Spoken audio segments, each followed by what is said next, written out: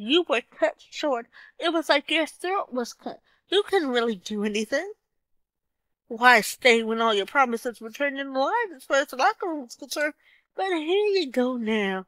After a really huge scandal, threatens to rip the company apart after the successful merger, you're gonna say, hey Rock, I know we had Cody win the Royal Rumble because CM Punk was injured and not going to be able to fight, but I need to really take people's minds off what my father-in-law did that was so horrible. He can make a fight Roman Reigns.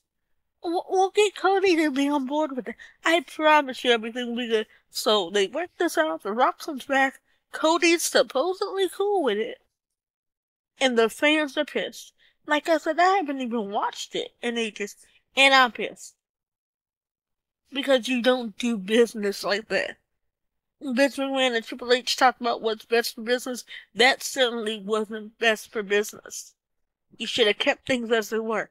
Cody won the Royal Rumble. He should have been the one fighting Roman Reigns. That's how it was set up to be. Okay? But since you want to, for whatever reason, call in The Rock, who's at a movie hiatus right now, because basically I saw one comment on Twitter that said Hollywood Rock. Now, for some of you, you're thinking, well, what's wrong with that? For those of you that don't know, there was Hulk Hogan, the real American Mr. Take Your Vitamins and Say Your Prayers, also the racist. And then there was Hollywood Hulk Hogan, the bad guy, the heel, the one everybody hated. Nobody loved to hate him, it was just hatred. No real admiration for him, but as for me, Diesel and Razor Ramon will always have my heart. But Hulk Hogan, I'm too black for that. I still wonder why you had to say nigga so many times during the sex scene. And it was after the sex. You laying on the bed like a beach whale. She's up wearing black negligee, and all I hear is nigga. I look at the myself. What? How do you have that conversation after having sex with your best friend's wife? I don't get it. That's a conversation? Yeah, my daughter's dating this black guy who's a rapper. I wish he was an athlete. I mean, there was a whole bunch of stuff said. I'm paraphrasing. Don't quote me on any of this, but I do know the word nigga was mentioned. Nigga, nigga, nigga. Hulk Hogan can't say that and then expect me to be like, oh, that's okay. It was a private moment that shouldn't have. No. You're racist. Because what anger comes out of you in your most private moments, he's a racist. Oh well. A lot of people are racist. And I don't have to make excuses for them. And I don't have to agree with them. Neither do I have to swallow the fake apologies they give to try to win favor back or at least calm the storm. Ooh. Which brings me to a rather sensitive subject. Vince's use of certain black wrestlers. Now I'm gonna bring in R-Truth. I love R-Truth. Like I said, I haven't been watching wrestling, but I'll go to his channel for like his music videos. But I will say that R-Truth was someone Vince McMahon liked to have around because we found him funny. But I'm figuring like, did you find him funny on a haha you're a good comedian, or look at that black buffoon? Which one was it, Vince? Because I really think it was the latter. Because Vince McMahon, by the way, there was till they scrubbed it away. For a while there was a clip of Vince McMahon walking backstage. When he came up from Booker T, he was like, what's up, my nigga? And Booker T turns, because Sharmel's with him, and he goes, tell me he didn't just say that. And that was something Booker T would always say, you know, when you said something. But it really made a point, like, why would Vince McMahon say that? What is up with that? Are you okay? You need your medication. Like, what are we doing here? And that got scrubbed because in this woke society, that wouldn't be good. But no, it was the fact that he felt comfortable in saying it anyway, and we were like, okay? I never understood why he felt like that would be something he could be proud of. I'm sure him and his other rich, white, ugly, old, decrepit, disgusting men probably sat around smoking cigars and do whatever else. Literally shitting on women.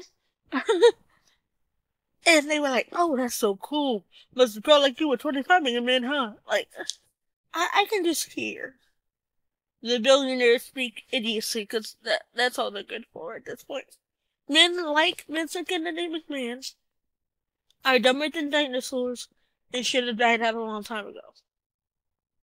And as far as the future of the company, I'm glad that TOK has enough of it to make more headway, but I'm not sure how this will work.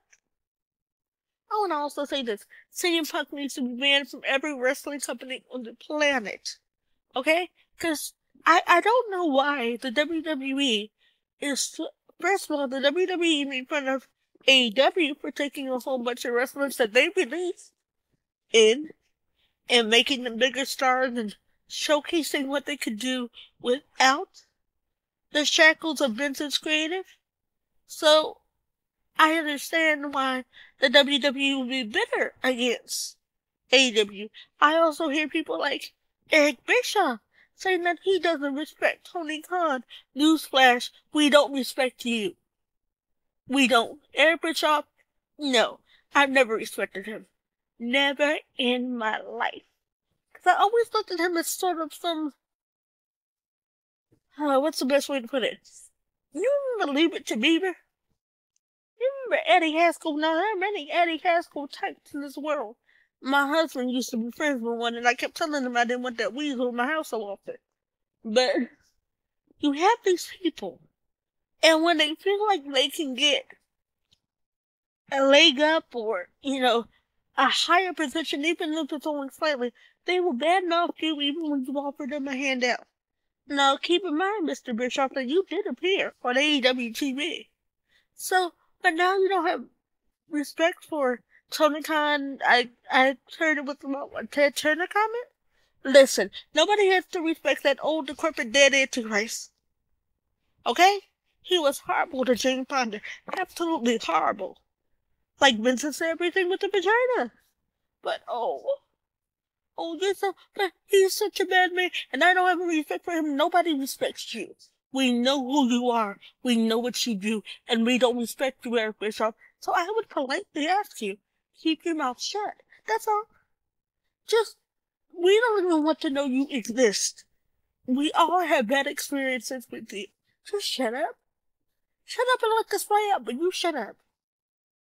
For now and for eternity, when it comes to wrestling, be it AEW or WWE, just keep shut. Talk about your glory days at WCW and the wrestling, but shut up. Okay? I'm just over it.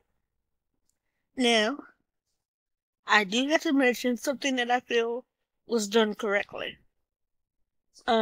Mark Briscoe and Jay Briscoe, his brother, they were a tag team, and I mean, literally, they could fight. And for Jay to die, and hear me now, when Jay's funeral occurred, I think it was the day after a major wrestling pay-per-view for WWE. I can't remember which one.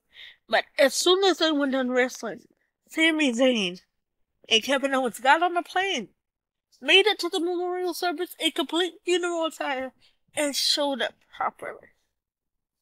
They made me proud. And at AEW, the tributes, not just the initial tribute at AEW, but a little while back, a couple weeks or so, Mark Briscoe came out and thanked the fans for all their support and love to the family. Tony Khan gave him that moment. Tony Khan gave Mark Briscoe that moment that Vince would never allow. The tribute that Tony Khan will allow for a fallen wrestler is amazing. While Vince is like, well, if you want wrestling for us, we don't really care, do we? No, we don't. As I was saying, there's a lot that Tony Khan has given as a license for even the wrestlers to express their full gratitude to the fans, and then allowing the fans the same respect to give it back to the wrestler. Tony Khan is young, but the way people talk about him, like he's not allowed to make mistakes, and you will give Vince every bit of leeway till now and the sex trafficking scandal. But you want to talk about Tony Khan? Look, I don't know the man. I'm not trying to know the man. I'm just saying, you know, nobody's perfect. And at least Tony Khan didn't steal from his father. Just saying. Um, let's be aware that the undeserved, unmitigated, unprecedented racial sin of Vince McMahon, you should overly extend that and more to Tony Khan. Not only to Tony Khan, I wish that people would stop talking about AEW, Ring of Honor, TNA, like they just don't matter. Because you're so tuned in and tied into whatever Vince created. Let me tell you something. Vince is not the be-all and end-all of creating a wrestling empire. Matter of fact, he showed you the wrong way to do it. First of all, he didn't start anything from the beginning. He took it over from his father. And then began to play Monopoly and monopolize the different smaller companies until he had eaten every last one up. And for a while, he would just laugh at TNA Ring of Honor and they're like, oh, you can't hold a candle to me. I took away ECW, Listen, but honey, horses have come home to roost. And now, it's time to pay the piper. You drank your pills, you danced your last dance, and now it's time to pay. I just wish people would stop with all this. Well, this is not. Well, wrestling's fake, but if it's not WWE, listen. First of all, wrestling is a sport. All sports practice. I don't know one sport that will require you to play and be on the field, but don't require you to build team building skills, communication, all that. Everybody rehearses. Everybody trains. And by the way, if you believe all these other games are real, how come coaches have playbook? And the other coach has a playbook. So for every play, one coach's playbook, the other coach might have a counter. You never know. But you wouldn't need to believe that football is a sport that isn't fake. Basketball is a sport that isn't fake. Even though you can fake those a lot easier because with wrestling, it's body on body, not a whole lot of padding. And injuries do occur all the time accidentally. Like, all the time accidentally. You'll have a wrestler finish the match, and by maybe even before the show's over, you hear, I don't think that injury's gonna heal well. They may have to, and so sometimes it's kayfabe, but it is real. It does happen. Nobody's with the same front to get injured. You got injured. And that's why the plan had to change for Cody to win the Royal Rumble. I mean, we know these things. It doesn't diminish my joy of watching it. But what I will say is this. Please stop. If you're not a fan of wrestling, I'm not trying to make you one. And I just want you to shut up. Because your opinion is worthless. Because you do not understand the sport. I understand football.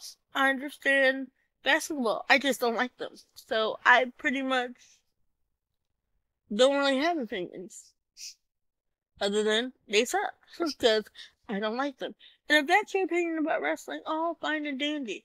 But shut up about the rest of it. Because you don't know. You don't know what these men and women sacrifice to be on television entertaining the masses. You don't know what they put their bodies through. Back in the day, many, many years ago, when I was just alive, it'd be hard for a wrestler to get health insurance. So a lot of them used to put down other professions, and one of the most common was docent or tour guide, which was too far-fetched because wrestlers had to wrestle in a variety of cities, states, and countries, so not too far-fetched. But they had to do that just to get basic coverage, or depend on the spouse. So you want to tell me why I was supposed to sit here and let you talk about all these athletes with, this basketball player, this football player, this baseball player, this soccer player. They get breaks. They can call time out. Yeah. be